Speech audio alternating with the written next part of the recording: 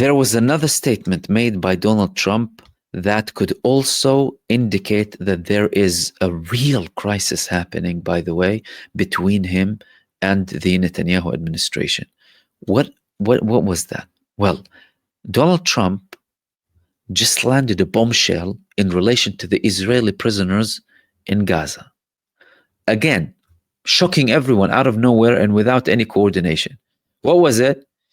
He said that 3 hostages were killed, only 21 left alive in Gaza. In Israel, they said it's a shocking statement by the President of the United States. Second time they used the term shocking in reference to Donald Trump, in which he claimed almost casually that 3 hostages died in Hamas captivity, contrary to the official numbers in Israel's possession. The reliability of the information is unclear, and Israel has no confirmation of this. He also referred to Iran, the important period in its history. So Donald Trump is coming, giving information about the people who Israel claims to be the most important in this whole campaign, the prisoners, the Israeli prisoners in Gaza, or what they call the hostages, and landing this information. Firstly, this could be classified information, very secret information, that the news are reporting. How did he get that information? He could have received this information from his direct negotiation with Hamas. Because don't forget, that was yet another step showing that there are differences between the US and Israel, or more cracks in that relationship. How? Well, Adam Bowler was spending months talking to Hamas, and then he had statements calling them nice guys like me and you, and reports that they were having Arab desserts after midnight with fresh orange juice. They could have given him information. Why? Because Hamas, from their side, they don't have a problem with the United States apart from its support for Israel. And they always said that we have a problem with the Zionist occupation. This is what they constantly say. No American, no nothing. Of course, the garbage propaganda of Western mainstream media constantly tells you, and fear mongering and whatever, about Hamas, for the sake of the Zionists, not for the sake of anyone else. And they were criticized internally for that too. But he made this statement now. The families of the prisoners of war are sitting like, the United States president is coming to tell us that people are killed, and our prime minister is not telling us that 3 of them have been killed. Do you see how that could be a deliberate attempt or a deliberate move coming from Donald Trump to show Benjamin Netanyahu in a bad way to the Israeli public? Him declaring that 3 of them were killed, only 21 left. Who's the one to look at now? Netanyahu. The people will tell him, well, why are you keeping this information for us? Why is the American president saying this? You're supposed to be best friends with him. Are you hiding something from us that we don't know? And what led to the United States president to make such a statement in relation to such a sensitive topic to the whole world? And if it's true, then look, you are killing the Israeli prisoners inside of Gaza for your own interest and for your own benefit. This is serious. This is serious, and this could cause a lot of trouble for Benjamin Netanyahu, who already has a lot of trouble. Now, again, this could be a move, and the Israeli moves led by Netanyahu could be moves made as preparation for the potential of reaching a ceasefire, especially with them giving Hamas this last chance, right? Or we will go into Gideon's chariots. That's on that front. Then Israel was crying about everything burning. The Zionist entity was crying that things were burning. They got things relatively under control now. But their rabid squatters in the West Bank keep burning. Palestinian lands. Olive trees, thousands of years old, older than their hideous faces, way older. Burning them and going there protected and supported by the Israeli army and conducting these arsonist attacks against the population that, of course, in many cases lead to killing. When I commented about the BBC's Louis Theroux documentary, I made one point, that the squatting establishment, or what's labeled as the settlement establishment in Israel, is not the settlement establishment, it's Israel as a whole. Stop trying to show us and tell us that, oh, it's these settlers. Who protects them? Israel protects them. The government protects them. Central government, left or right. The leftists in Israel, or those who call themselves leftists or the opposition, who criticize some of the settlements, the settlers and settlement establishment, are big hypocrites, because they are the ones who facilitated this establishment and constantly supported it. But there's a big problem, and that big problem is Israel used to try and hide this as much as possible alongside its backers. But now the problem is that these people in power, and they're portraying things as they are. And from an Israeli perspective, that's problematic. However, this terror of the Israeli squatters has been supported since the establishment of the state. And there is no difference between the rest of the state and the squatting establishment. The only difference is the other side hides the truth, whereas those openly speak as they actually believe. The others might, try and hide it, say, oh, no, it's not good for the PR. Let's hide it. Let's cover up.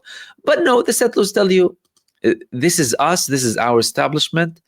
And this is what we do. Then,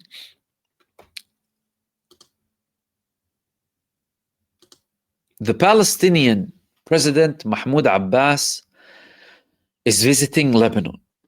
Why is he visiting Lebanon? He's visiting Lebanon to disarm the Palestinian resistance. Why exactly is he planning to disarm the Palestinian resistance? Because, well, there's no need for armed resistance against a very peaceful country that constantly, gives you whatever you want and gives you your rights and is so peaceful with you. Why should anyone have arms when we have such a wonderful country next to us that is giving us exactly everything that we want? He's going to Lebanon to try and coordinate with the Lebanese government how they will go into the refugee camps in Lebanon and start disarming the Palestinian resistance. Why? Because the Palestinian resistance participated in some of the actions of the Lebanese resistance against Israel when we had an escalation or an open front from Lebanon. And the Lebanese government recently made a statement, well, some figures in the Lebanese government, criticizing Hamas, and now the Palestinian president is coming to Lebanon and saying this. But there's a very big problem. And do you know what that problem is? That problem is the president, firstly, has no popularity or support in Palestine, let alone in Lebanon. In Lebanon, leaders of the Fatah movement have openly criticized the Palestinian president, Mahmoud Abbas, who's the de facto leader of Fatah and the de facto president of the Palestinian Authority. Therefore, chances are slim that people are going to coordinate with him. Slight chances, by the way. And this man isn't liked. As a matter of fact, if you ask anyone in the West Bank, or most people in the West Bank, does Abu Mazen represent you? Does Mahmoud Abbas, the Palestinian president, represent you? They'll tell you he doesn't represent my shoe. Now, good luck to him trying to convince those in Lebanon to disarm or what have you. Again, unless it's part of a bigger strategy coming in Lebanon to defend Lebanon as a whole and to stop these aggressions that are coming. I mean, some people are talking about disarming and disarming. This is when they're everything is violated by the satanic state next to them, constantly being attacked by them, constantly being bombed by them, and they're going and saying, "Oh no, we should stop the resistance." Well, are you thinking straight? Who are you working for exactly? And this man, who's, by the way, a billionaire, his children are billionaires, they own hotel chains, lots of money. As a matter of fact, even the UAE, one of the UAE representatives in one meeting that they had with the Arab states called them the authority of Alibaba and the 40 thieves, because of how corrupt they are and how much they steal money. That's the reality of the Palestinian Authority led by Abu Mazen Mahmoud Abbas. And he's going to Lebanon. Good luck succeeding with that. But again, it shows you how misled and misguided and astray many of the Arab countries are in terms of leadership and people leading them. Again, a genocide happening for 1.5 years. Who's acting? Who's doing anything? Yemen. That's it. As in the whole country. Of course, we had the Lebanese resistance at one point, some movements in Iraq too, and Iran participated too. Iran, of course, has the overall support as well, which is a very important factor as well. But no, some countries know that their priority is, oh no, stop doing anything. What has the other side given you? Any sort of what? Peace offers, or what did they give you? These people are supremacists by nature, supported by powers who are supremacists by nature. They view you as nothing. They look down at you. They look at you and laugh. And you're trying to please them? Are you even thinking? Plus, who on earth goes and gets rid of their power cards when they want to negotiate with someone? Whether it's in business or in politics or in anything. Oh, hello, I want to deal with you, but I have nothing to give. Please give me something. I mean, is there any logic to that? There is no logic for that. But it shows that this man is a small little puppet who is there doing a job. He is doing a job at the end of the day. And that job is to legitimize the continuation and the existence of the Israeli occupation. He is not there apart for that reason. The Palestinian Authority of the West, but under that authority, Israel expanded its squatting establishment, expanded the number of squatters from 100,000 to approximately 1 million, constantly killed people, instilled its apartheid of the West Bank, stolen more lands, expanded all of the what they call the settlements, abused more Palestinians, detained and killed and imprisoned and kidnapped more Palestinians, and besieged locations, starved many people, destroyed more homes. And this man is sitting there cooperating with them. As a matter of fact, under their thumb, doing as he's told.